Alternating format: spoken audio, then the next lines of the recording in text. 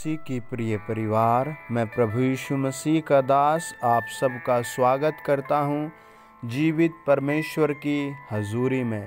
इस हजूरी में आज आप वचन को सीखेंगे और गरीबी से, बीमारी से, दुष्टात्मा से, उदासपन से, डर से छुटकारा पाएंगे। आप कहें आमीन। कमेंट बॉक्स में लिखें आमीन, आमीन, आमीन, हालेलुया। मेरे साथ निकालें भजन संहिता 113 है। भजन संहिता 113 है। परमेश्वर आपकी ज़िंदगी में इस वचन के द्वारा बड़े बड़े काम करेगा और आपको परमेश्वर उस सामर्थ्य से बढ़ाएगा जो आपने परमेश्वर से पानी है। आमीन। आपकी ज़िंदगी को परमेश्वर उस हद तक ऊंचा करेगा जिसके लिए आपने सोचा भी नहीं। Praise the Lord, hallelujah. लिखा है, यहोवा की स्तुति करो, हे यहोवा के दासो, यहोवा की स्तुति करो, यहोवा के नाम की स्तुति करो। My dear family, brother and sister, यदि आपको प्रार्थना करनी नहीं आती, आप सोचिए आप कैसे परमेश्वर की घंटों आराधना करें, तो आप ऐसे अपने घर में बैठ करके कह सकते हैं, हे पवित्र प्रभु, आप भले हैं, आप भले हैं, आप भले हैं, आपकी करुणा सदा की है। जब आप दिल से ऐसे लगातार बोलते हैं तो स्वर्ग के सिंहासन तक आपकी आवाज़ जाती है और स्वर्गदूत उतरकर आपके एक एक परेशानी को हटाना शुरू करते हैं। आज भी आपके साथ यही करेगा परमेश्वर। अपने हाथ उठाकर मेरे साथ 7 बार बोले, हे प्रभु परमेश्वर, आप भले हैं, आपकी करुणा सदा की है। हे प्रभु परमेश्वर, आप भले हैं, आपकी करुणा सदा की है। हे प्रभु परमेश्वर, आप भले हैं, आपकी करुणा सदा की है। हे प्रभु परमेश्वर, आप भले हैं, आपकी करुणा सदा की है। हे प्रभु परमेश्वर, आप भले हैं, आपकी करुणा सदा की है। आमीन। 2 वचन कहता है, यहोवा का नाम अब से लेकर सर्वदा तक धन्य कहा जाएगा। आपके जीवन में परमेश्वर इतना आपको ब्लेस करेंगे, आप लगातार यही बोले, हे प्रभु आप धन्य हैं। बाइबल बताती है भजन 113 उसका 3 वचन, उदयाचल से लेकर अस्ताचल तक यहोवा का नाम स्तुति के योग्य है। यहोवा सारी जातियों के ऊपर महान और उसकी महिमा आकाश से भी ऊंची है। आमीन। हमारे परमेश्वर यहोवा के तुल्य कौन है? वह तो ऊंचे पर विराजमान है और आकाश और पृथ्वी पर दृष्टि करने के लिए झुकता है। It is love of God, it is love of God. परमेश्वर का वचन कहता है, पहला इतिहास 16 अध्याय 9 वचन, उसकी आंखें, उसकी आत्मा लोगों को ढूंढती रहती है। और स्वयं भजन संहिता 113 बताता है, परमेश्वर ने कहा, राजाओं का राजा कहता है, उसका वचन बताता है, हमारे परमेश्वर यहोवा के तुल्य कौन है?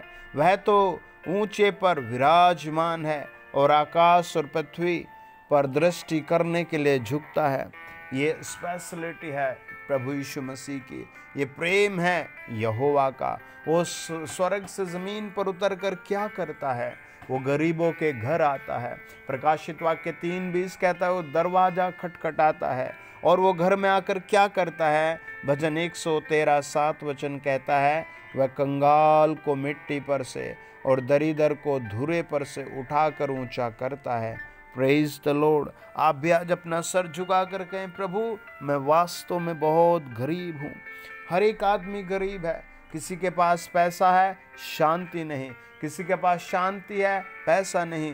किसी के पास परिवार है, औलाद नहीं।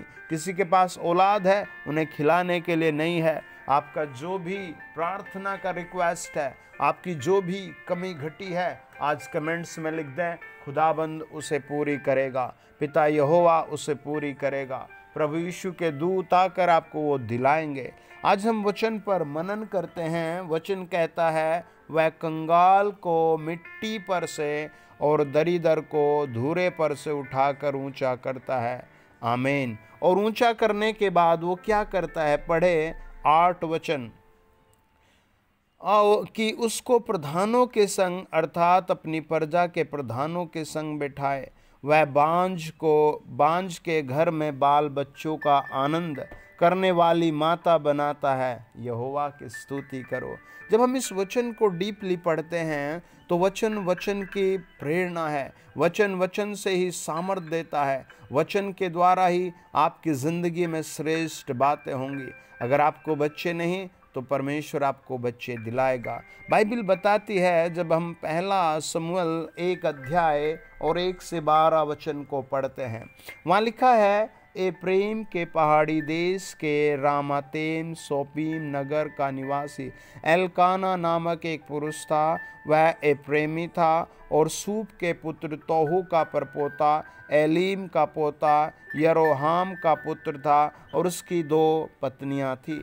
एक का नाम हन्ना, दूसरी का नाम पनित्रा, और पनित्रा के 2 बालक हुए, परंतु हन्ना के कोई बालक न हुआ। आप समझ रहे हैं, एलकाना की 2 पत्नियां थी और उसको एक को 2 बेटे हो गए, लेकिन हन्ना को नहीं हुआ। अब वचन बताता है, जब उसको बच्चे नहीं थे तो उसकी ज़िंदगी में बड़ा क्लेश था।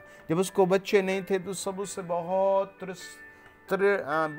बुरी दृष्टि से देखते थे, बहुत घृणा से उसे देखते थे।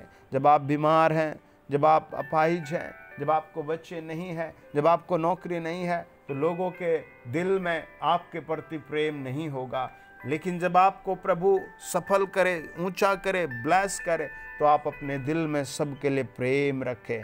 देखिए, उसकी बहन जो उसके साथ दूसरी औरत थी, वो क्या करती थी, वह पुरुष प्रतिवर्ष अपने नगर से सेनाओं के यहोवा को दंडवत करने और मेल बलि चढ़ाने के लिए सीलो में जाता था, और वहाँ होपनी और पिनहास नामक एली के 2 पुत्र रहते थे जो यहोवा के याजक थे। और जब एलकाना मेल बलि चढ़ाता था तब वह अपनी पत्नी पनितना को और उसके सब बेटे बेटियों को दान दिया करता था, परंतु हन्ना को वह 2 गुना दान दिया करता था, क्योंकि वह हन्ना से प्रीति रखता था। तो भी यहोवा ने उसकी कोख बंद कर रखी थी, परंतु उसकी सोत इस कारण से कि यहोवा ने उसकी कोख बंद कर रखी थी, उसे अत्यंत चिढ़ाकर कुढ़ाती रहती थी। वह तो प्रतिवर्ष ऐसा ही करता था, और जब हन्ना यहोवा के भवन को जाती थी तब पनित्रा उसको चिढ़ाती थी, इसीलिए वह रोती और खाना न खाती थी। वचन बताता है, उसे घर में भी चिढ़ाती थी और धार्मिक स्थल में भी चिढ़ाती थी। वो परमेश्वर के सामने भी देखो क्या कहती होगी उससे, अरे ये मूर्ख है, पापी है, इसको बच्चे नहीं हो रहे, I am intelligent, I am innocent, I am a holy lady, इसलिए मुझे 2 बच्चे, मूर्ख, परे चली जा। वो उससे इतना घृणा करते और बच्चों को भी टच करने नहीं देती होगी। लेकिन हन्ना का दुख हन्ना ही जानती थी। हन्ना खाना नहीं खाती थी, रोती थी। वचन बताता है, जब हम 1 से 8 से 12 पढ़ते हैं, इसीलिए उसके पति एलकाना ने उससे कहा, हे हन्ना, तू क्यों रोती है और खाना क्यों नहीं खाती है? तेरा मन क्यों उदास है? क्या तेरे लिए मैं 10 बेटों से भी अच्छा नहीं हूँ? उसका पति क्या कर सकता है? आपके माँ बाप आपके लिए क्या कर सकते हैं? कुछ मामले इतने डीपली, इतने कठोर, इतने स्ट्रांग होते हैं, इतने मजबूत होते हैं कि वो मनुष्य से टूटते ही नहीं। उसके पति ने रोते हुए कहा, why are you crying, why are you sad, I am with you, मैं तो तेरे लिए हूँ, मैं तो तेरे पास हूँ, तू क्यों रोती है? मैं तेरे लिए क्या करूँ?